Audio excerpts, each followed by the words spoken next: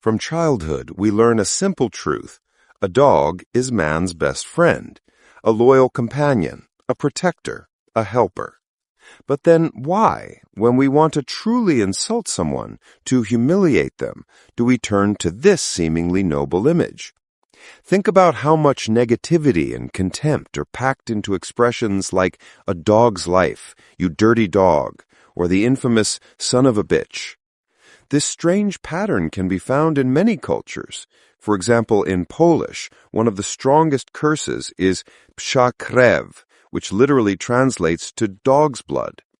Why did the blood of a dog, and not a wolf or a bear, become a synonym for something vile and low? If our ancestors wanted to emphasize someone's animalistic cruelty or wildness, they could have used images of far more dangerous predators. But no, this illogical, almost irrational aversion became ingrained in the collective consciousness. It's as if behind the image of the domestic dog hides another, more ancient and frightening prototype. As if our collective memory, our cultural code, holds a vague but very disturbing recollection. What if all these insults are not just words, but an echo of a long-gone era? An echo of a ruthless war for survival, the remnants of which still sound in our speech today. What if, once upon a time, living alongside man was not a faithful friend, but a sworn enemy? A creature that was frighteningly similar to us, but was not one of us. Imagine an intelligent adversary, anthropomorphic, with a body like a human, but the head of a dog. This is no longer just an animal, it's a competitor, another intelligent species fighting for the same resources, for the same land. This struggle must have been so brutal and long that the memory of it was burned into our subconscious. And when the enemy itself disappeared from the pages of history, only the hatred remained, frozen in language. The insults we use today might be the last monument to this forgotten foe. And perhaps this hypothesis is not as fantastic as it seems at first glance. After all, what if this enemy didn't just vanish into the mists of time? What if it continued to exist side by side with us for much longer than we can imagine? And this journey from vague guesses to shocking facts begins not in ancient myths, but in the forests of Siberia, in the records of a doctor who, in the 19th century, encountered the unimaginable. This sinister shadow in our language, this inexplicable legacy of enmity, it all could have remained just a curious linguistic theory if it weren't for the astonishing evidence that lies much closer to our own time. Our path from the depths of the subconscious to tangible facts leads us to the not-so-distant 19th century, to the very heart of the vast and mysterious Siberian taiga. This is a story documented not by a mystic or a dreamer, but by a man of science, a doctor named Nikolai Kozhukov. In 1838, while wandering through the dense forests near Tomsk, he found himself in a situation that would forever change his perception of the world. Picture the scene: a remote hunting cabin, lost for hundreds of kilometers from civilization, the piercing morning cold, and a silence broken only by the snapping of twigs. It was in this setting that the stunned Dr. Kozhukov met his guests. On the threshold of his modest dwelling stood creatures that at first seemed to him like small bears. They were short men, their bodies covered in thick hair. Their necks were so short that their heads seemed to almost merge with their shoulders. But the most striking feature was their faces. Round eyes stared at the doctor with wary curiosity, and their features were inhuman. The guests came in peace. As a gift, they brought a hide filled to the brim with thick, fragrant wild honey. The astonished doctor, in turn, shared with them the most valuable things he had in the wilderness: salt and matches. And this is where the most incredible thing happened. These creatures, with their strange, beast-like appearance, began to speak. Their speech was decent, quite understandable, though it was full of old, archaic words, as if they were speaking the language of their great-grandfathers. Dr. Kozhukov learned that these people called themselves the Little Ones and had lived in these forests since immemorial. They deliberately avoided contact with outsiders and only made contact in extreme cases to trade furs for essential items, clothes, dishes, or salt. And Dr. Kozhukov, whose scientific mind was struggling to find any explanation for this, was burning with curiosity. He asked if he could visit their settlement, but the beast men replied that they had no permanent settlement as such. They led a nomadic lifestyle, following the game, hunting and fishing.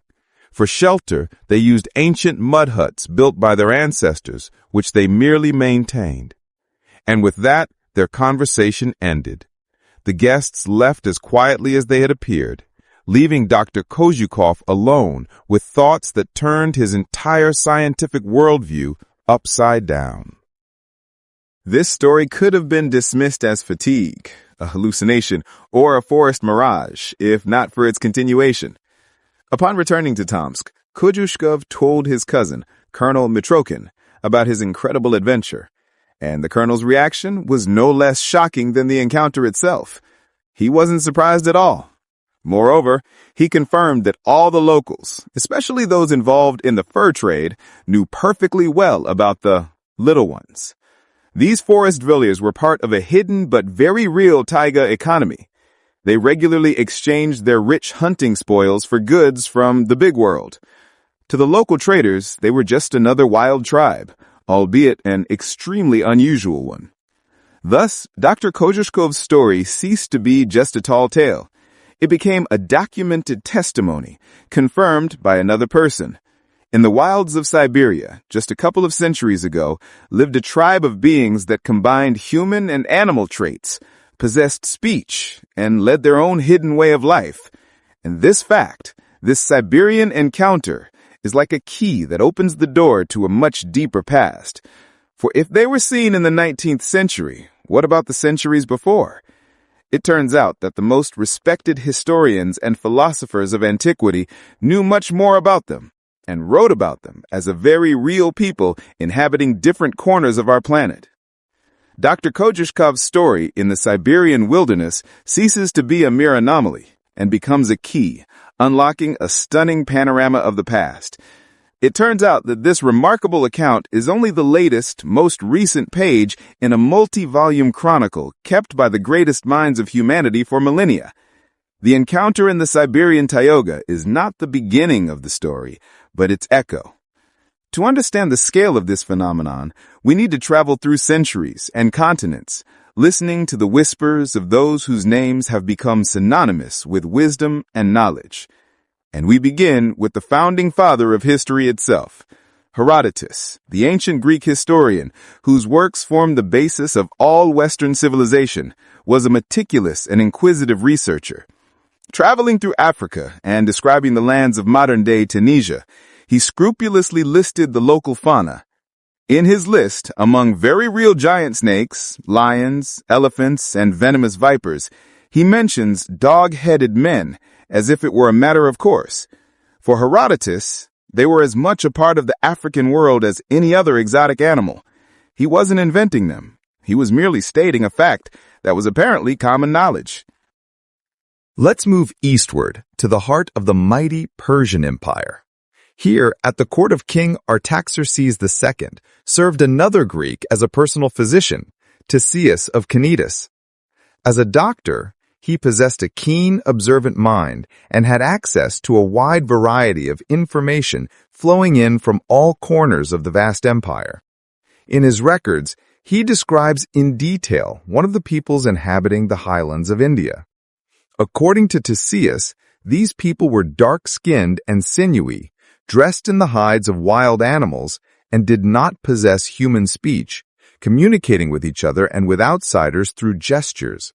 He estimated their population at an astonishing figure, about 120,000. And their main distinguishing feature was a head that differed little from that of a dog. The Romans, with their passion for systematizing and cataloging everything, picked up the baton. Pliny the Elder, creator of natural history, essentially the world's first encyclopedia, devotes a separate mention to the Cynocephaly. He also places them in the mountains of India and describes them in almost the same words as Tysius.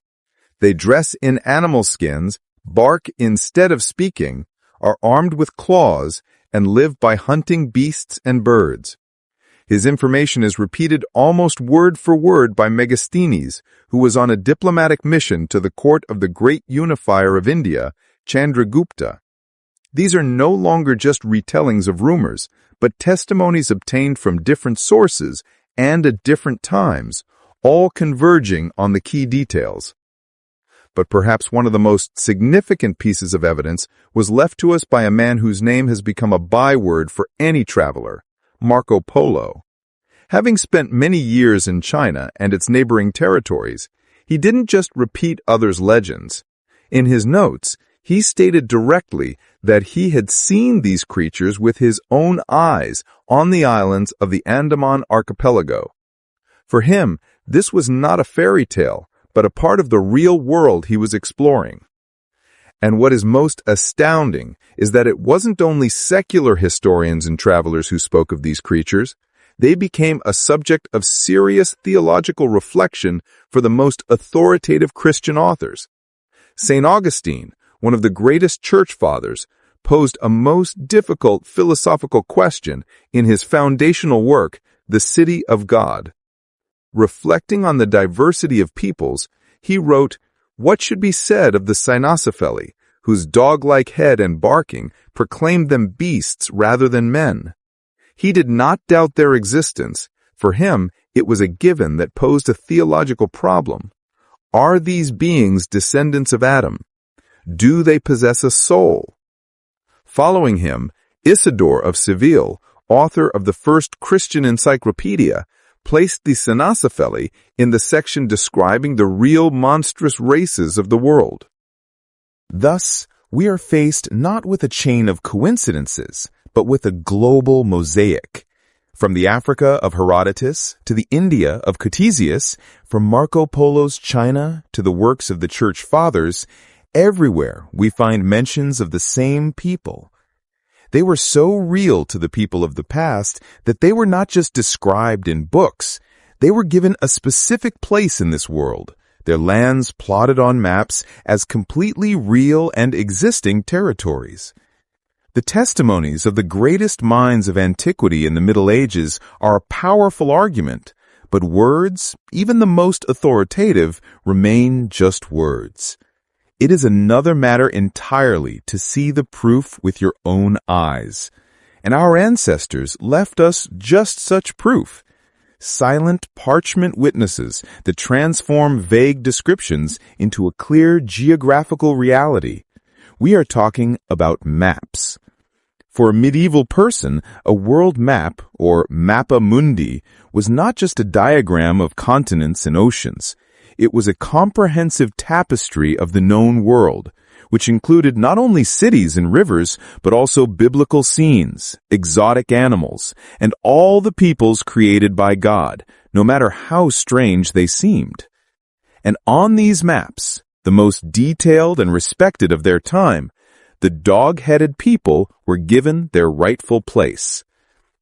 Take a look at the famous Ebstorf map, created in the 13th century. This grandiose document, a true portrait of the worldview of that era, is teeming with details. And among them, alongside other peoples, we find an image of a cynocephalus.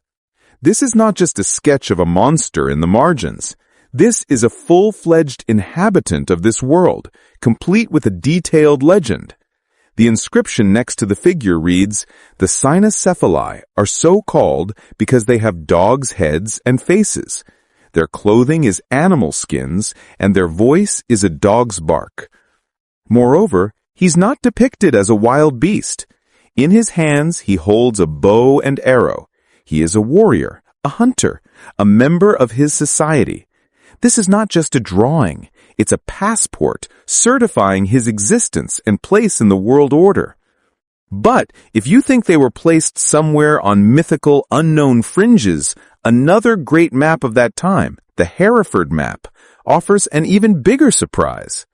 Here, the cartographers placed the dog-headed people not in distant India or mysterious Africa, but much closer, in the cold lands of Scandinavia. For the map's creators, this was as real a part of geography as England or France. The dog-headed people were their northern neighbors. This radically changes the perception. From an exotic curiosity, they become a specific people inhabiting a very definite region of Europe. And this was not the fruit of a single cartographer's imagination. This information is confirmed in written sources, for example, in the treatise Cosmographia, attributed to Archbishop Virgilius of Salzburg. Describing a journey around Europe, the author, after passing Britain and Ireland, arrives at an island of the Cynocephaly, located somewhere on the north, and gives a surprisingly detailed description of their way of life. According to him, these pagans went bare-chested and grew their hair to incredible lengths, anointing it with fat. Their diet consisted of unclean animals, such as mice and cats. They did not build permanent structures, but lived in woven shelters and tents, preferring inaccessible swamps and forest thickets. At the same time, they had an unheard-of abundance of cattle and sheep. But the author saved the most stunning and inexplicable testimony for last. He claimed that the women of this people had a completely normal human appearance, and only the men were born with a dog's head. Stop and think about this detail. This is no longer just a description of a strange tribe. It is a biological paradox that shatters all conventional notions. How is such a thing even possible? This calls into question all simple explanations. But before we try to solve this riddle, an even shocking discovery awaits us. It turns out that these creatures didn't just live on the edges of the world. One of them, according to ancient texts, managed not only to enter human society, but to rise to an unimaginable height within it, entering the Holy of Holies, the pantheon of Christian great martyrs. We have seen them on maps as a savage people inhabiting distant lands. We have read about them in Chronicles as a strange but real part of this world.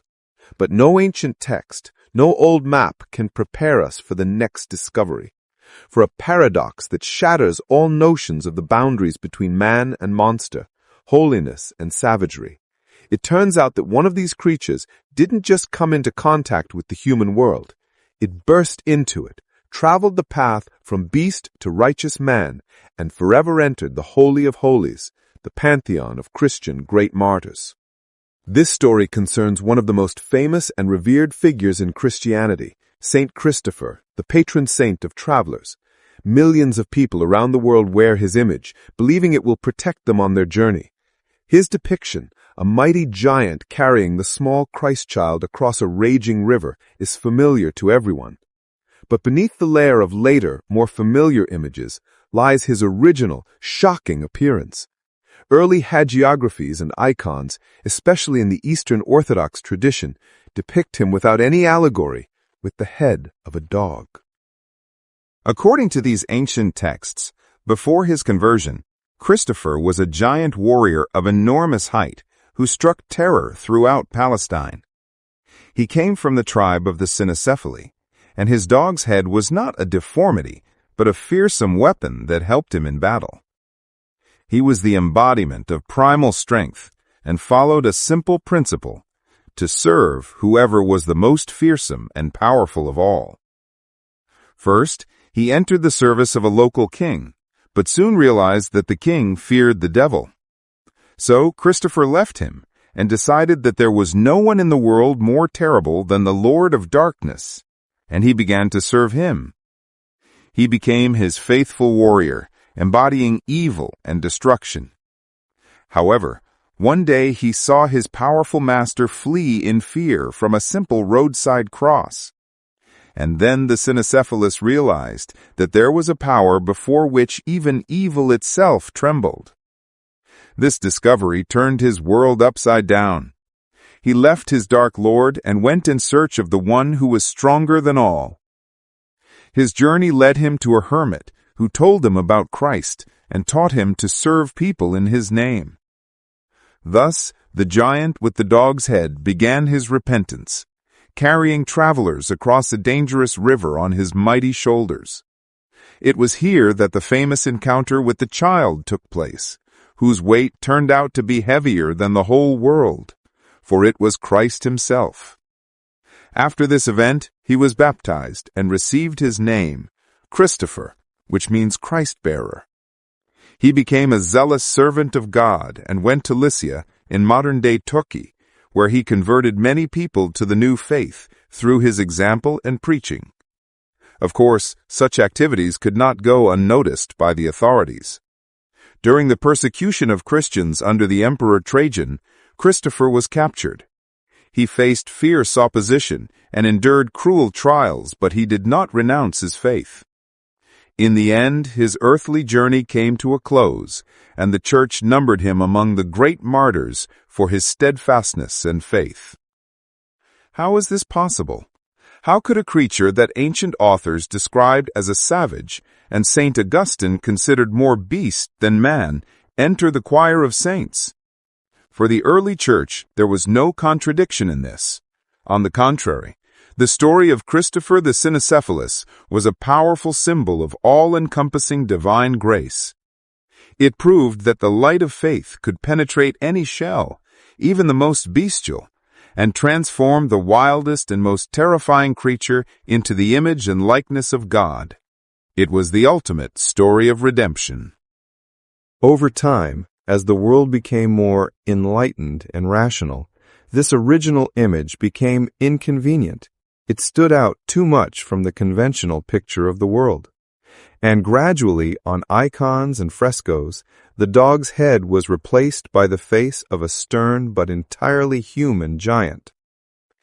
The original shocking meaning was lost, replaced by a simpler and more understandable allegory. But the ancient images remain as silent testimony to this incredible story. And the story of St. Christopher the Cynocephalus poses an even deeper question to us. If one of them possessed reason, will, and the capacity for spiritual transformation, what were they really like? Let us gather all the scattered evidence and try to create a complete portrait of them. The story of St. Christopher the Cynocephalus takes our investigation to a whole new level. We can no longer perceive these beings as mere wild animals or mythical monsters. If one of them was capable of complex spiritual evolution, it means they possessed reason, self-awareness, and a complex inner life. Now that we are convinced of their widespread presence in history, from the Siberian taiga to the Christian pantheon, it is time to piece together all the scattered descriptions and try to create their most complete and objective portrait. Let us set aside speculation and focus on the details that are repeated in the testimonies of different authors from different eras. The first thing that catches the eye is the striking diversity in height. On one hand, we have the story of Christopher, a giant warrior whose height is described as colossal, reaching 2 or even 2.5 meters. On the other, we have Dr. Kojukov's report about the little ones from near Tomsk, whom he describes as short men, barely half human height. This suggests that the Cynocephaly were probably not a single homogeneous people, but rather a whole group of related species or subspecies, much like there are pygmies and the tall Tuti tribes in Africa. As for their physique, all sources agree. The body of a Cynocephalus was anthropomorphic: 2 arms, 2 legs, upright posture. Their arms and chest are described as quite hairy, but not completely covered in fur, which distinguishes them from apes. Their fingers were equipped with small claws, large enough to serve as weapons, but not so large as to interfere with using tools. Some authors, though few, note the presence of a tail, specifying that it was not fluffy like most dogs, but smooth-haired, similar to that of a Great Dane. The main and defining feature, of course, was the head. All witnesses describe it as dog-like, but if you read into the details, a more complex picture emerges. The entire head was covered with short hair, the color of which varied from reddish to brown, occasionally gray. Sometimes a thick mane is mentioned on the back of the neck, giving it a resemblance to a hyena. And this is not a random comparison. It seems the head of a Cynocephalus was something between that of a dog, a jackal, and a hyena. The snout was elongated, even pointed like a jackal's, but the ears were round like a hyena's, and, most importantly, set on the sides of the head, not on top, that is, in the human manner. It was a bizarre but functional combination of features from different predators. Their language is described unequivocally as barking or growling. However, the fact that the Siberian little ones could communicate passably in Old Russian suggests that their vocal apparatus was also capable of articulate speech. Their native language was just structured completely differently. Regarding their eating habits, all authors are unanimous. The Cynocephaly were carnivores or omnivores, but with a clear preference for meat. They are described as aggressive and not squeamish about any prey, including intelligent beings, even their own kind. But they were not just a pack of wild animals. All sources point to the existence of a social structure. The tribe was organized on the principle of a wolf pack. At the head was the strongest male leader, surrounded by several lower-ranking fighters. The leader's power was absolute, especially during a hunt or in times of danger. It is noteworthy that women had their own parallel hierarchy. The leader of the female part of the tribe was not necessarily the leader's mate, but the strongest and most authoritative female. And it was she, as a rule, who became the leader's partner, not the other way around. Monogamy, it seems, was not practiced in their society. And finally, the most important detail that definitively separates them from the animal world. All historians, from Pliny to medieval cartographers, agree on one thing. The dog-headed people did not go naked. They wore clothes made from animal skins. This indicates the presence of technology, self-awareness, and a certain culture. This composite portrait paints a picture of a complex, intelligent, and dangerous species that lived alongside humans for centuries. They were savages, warriors, and even, as we have seen, saints. But legends have also preserved the memory of a time when one of them could wear not just the skin of a beast, but a royal crown. The portrait we have assembled paints a picture of an intelligent, complex, and dangerous species that lived on the periphery of the human world for centuries. We have seen them as savages, warriors, and even saints. But folk memory, breaking through the thickness of ages, has preserved even more amazing stories. What if the Cynocephaly were not always outcasts? What if, at some point, one of them managed to break through the barrier of fear and alienation and ascend to the very pinnacle of human society? What if a dog-headed man wore not only clothes of skins, but a royal crown? It seems unthinkable, but just such a story, full of tragedy and loneliness, has come down to us in the form of a Croatian legend, preserved and retold by a 104-year-old local woman, Jurka Petrikević. This story is not about a monster on the throne, but about a deep personal drama, about the burden of a secret heavier than any crown. The legend says that long ago in Croatia there ruled a king.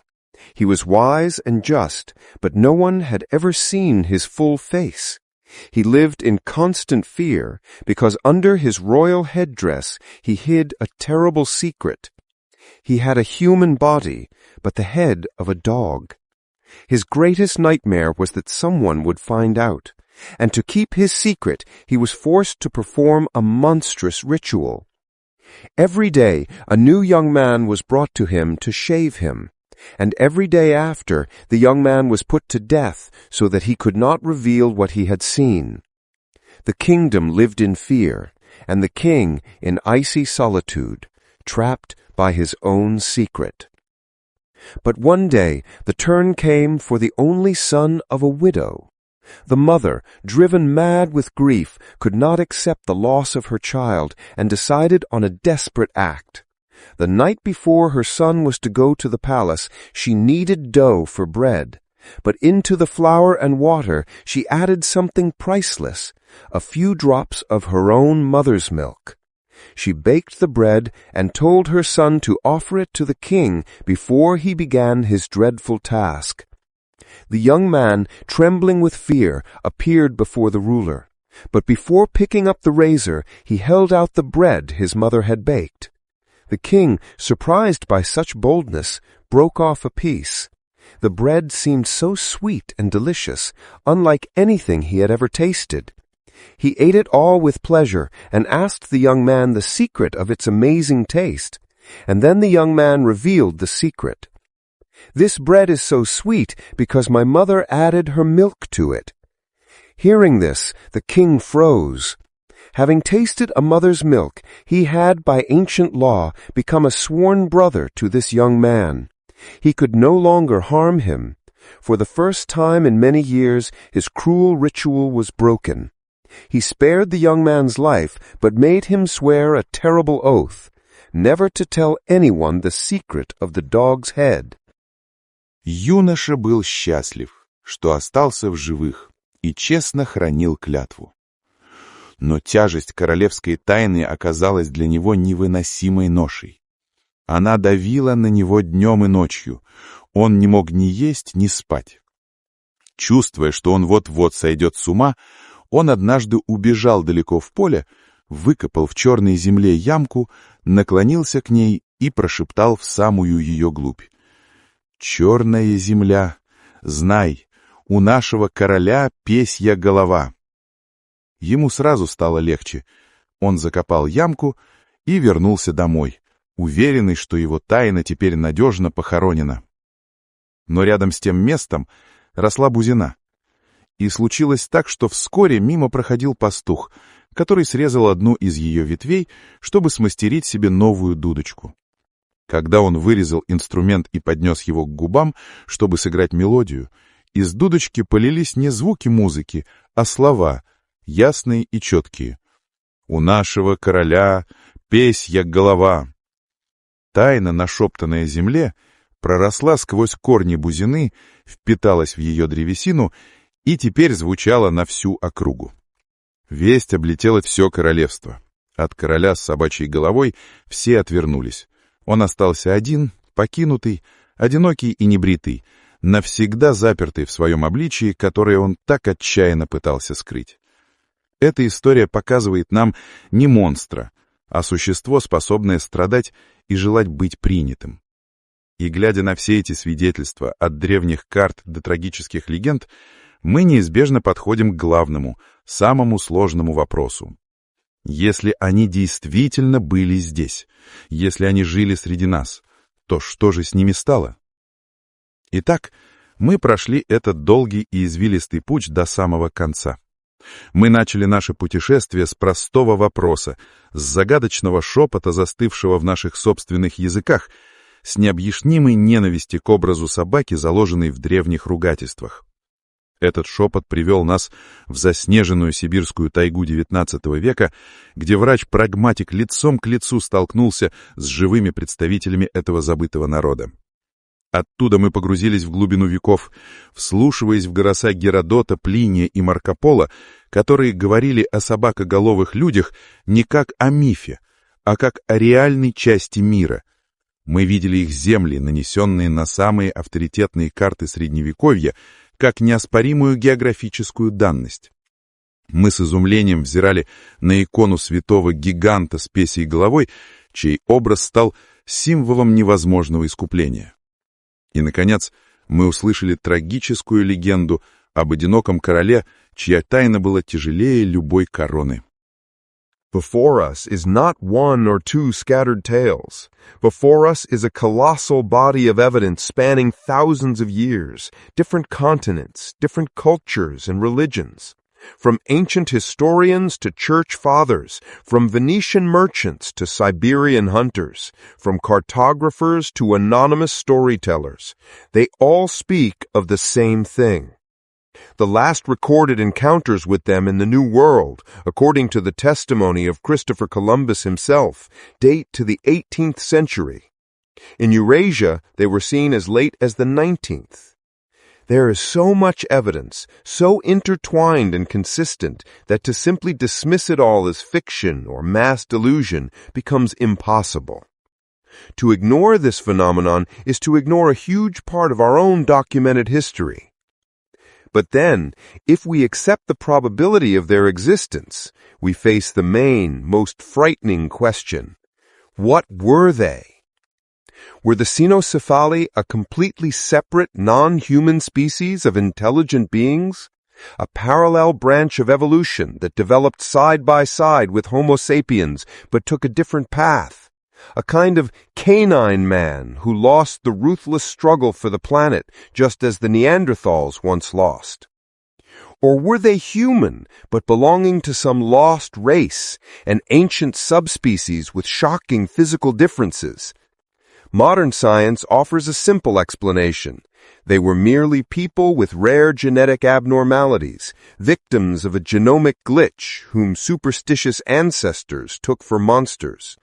But can this version explain their widespread distribution, their population numbering in the hundreds of thousands, and their complex social organization?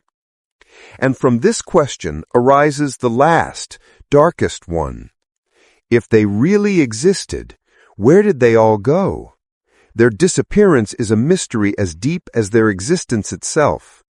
Were they completely exterminated by our ancestors in a long and brutal war of which no records remain except for that very hatred frozen in our curses?